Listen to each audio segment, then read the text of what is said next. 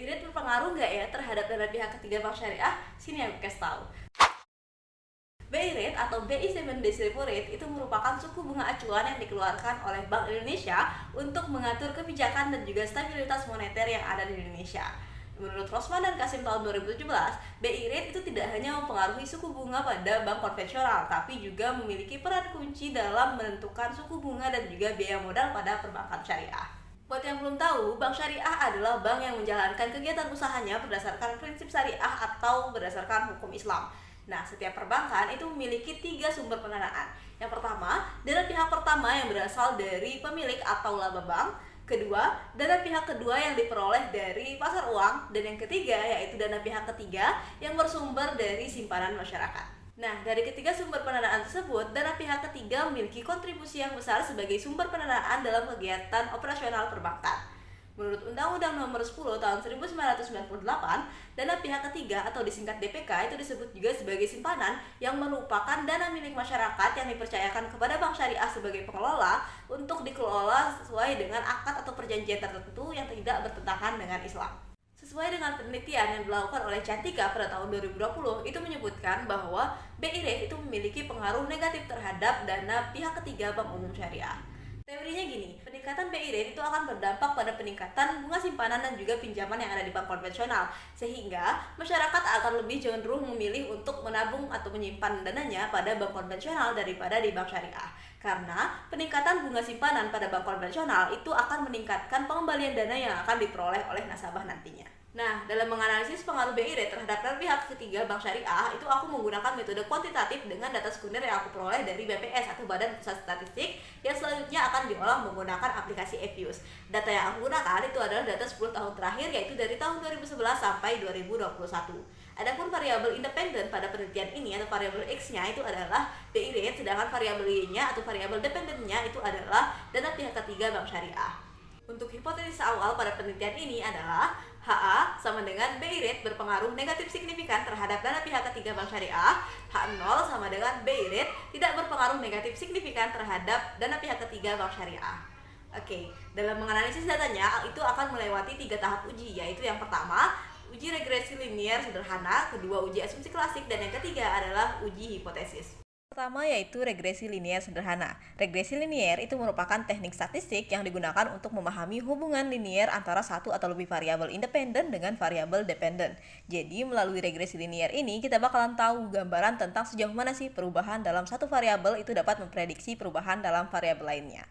Nah, di sini teman-teman bisa lihat hasil dari uji regresi linier sederhana yang sudah dilakukan.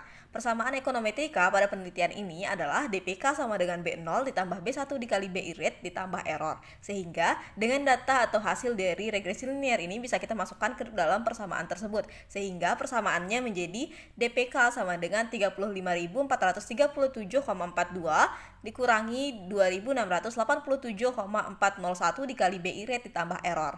Nah, teman-teman, dari hasil regresi linier sederhana ini, teman-teman bisa perhatikan bagian koefisien dan juga probability-nya, di mana variabel X atau BI rate-nya itu memiliki koefisien yang negatif, teman-teman.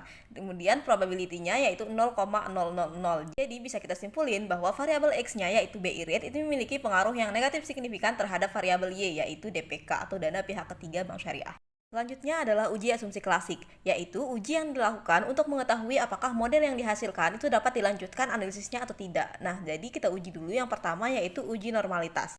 Uji normalitas merupakan sebuah uji yang dilakukan untuk mengetahui apakah sebaran data yang kita punya itu udah terdistribusi normal atau tidak. Teman-teman, inilah hasil dari uji normalitas yang telah dilakukan. Bisa diperhatikan bagian probability-nya itu menunjukkan nilai 0,005120 dan nilai ini itu kurang dari 0,05 sehingga berdasarkan hasil ini bisa kita ketahui bahwa data yang kita punya itu belum terdistribusi normal. Selanjutnya adalah uji multikolenialitas. Uji ini dilakukan untuk mengetahui apakah dari dalam model regresinya itu terdapat korelasi antar variabel bebasnya. Tapi pada regresi sederhana sebenarnya uji ini tidak perlu dilakukan, tapi bisa dicoba dan hasilnya bisa teman-teman lihat ini seperti ini hasilnya.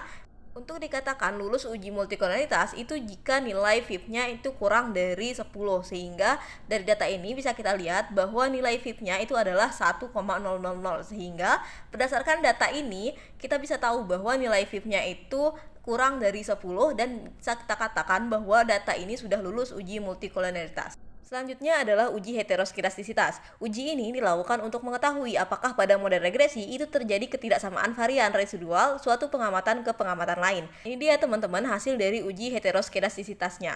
Nah, ketentuannya untuk bisa lulus dari uji ini adalah nilai signifikansi ops R-square-nya itu harus lebih besar dari 0,05. Nah, teman-teman bisa lihat di sini, nilai signifikansi atau probability dari chi-square-nya itu adalah 0,0286 dan itu kurang dari 0,05. Sehingga bisa kita katakan bahwa data ini tidak lulus uji heteroskedastisitas.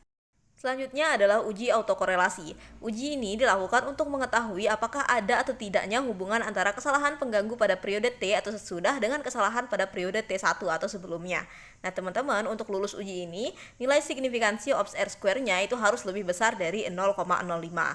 Nah, inilah hasil dari uji autokorelasinya. Teman-teman bisa perhatiin bahwa nilai dari probability chi-square-nya itu adalah 0,000 sehingga itu kurang dari 0,05 dan bisa dikatakan bahwa data ini tidak lulus uji autokorelasi. Tapi ada cara lain teman-teman untuk uji autokorelasinya, yaitu dengan melihat estimation outputnya. Teman-teman bisa lihat di layar, ini adalah hasilnya.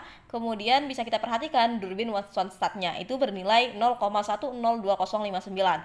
Nah, jika nilai DW-nya atau Durbin Watson-nya ini berada di antara -2 dan +2, bisa kita katakan bahwa data kita itu sudah lulus uji autokorelasi. Dan nilai dari Durbin Watson stat yang kita telah uji itu adalah 0,102059. Itu di antara -2 dan +2. Sehingga bisa kita katakan bahwa data kita itu sudah lulus uji autokorelasi. Selanjutnya adalah uji hipotesis, di mana ini dilakukan untuk menguji keberartian parameter model dan juga validitas model secara keseluruhan. Nah, dalam uji hipotesis ini akan dilakukan dua uji, yaitu uji T yang digunakan untuk menilai signifikansi koefisien regresi individu dan juga uji determinasi atau R-square yang digunakan untuk mengukur seberapa baik variabel independen menjelaskan variasi dalam variabel independennya.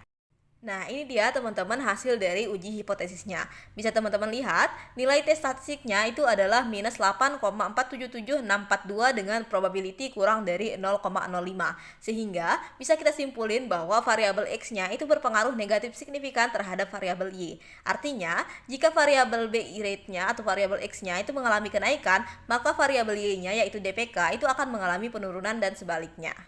Nah, untuk uji determinasi, teman-teman bisa perhatiin nilai adjust R-square-nya, yaitu 0,351069. Artinya, variabel X itu dapat mempengaruhi variabel Y sebesar 35% dan sisanya itu dipengaruhi serta dapat dijelaskan oleh variabel lain yang tidak dimasukkan dalam model ini.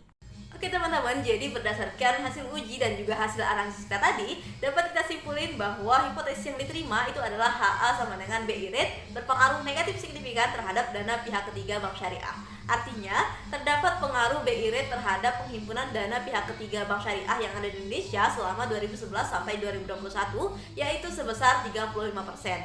Sehingga, ketika terjadi peningkatan BI rate, maka akan berdampak pada DPK yang dihimpun oleh bank syariah itu akan menurun, teman-teman. Nah, itu tadi penjelasannya tentang pengaruh BI rate terhadap dana pihak ketiga bank syariah. Terima kasih sudah menonton, teman-teman. Sampai ketemu di video selanjutnya.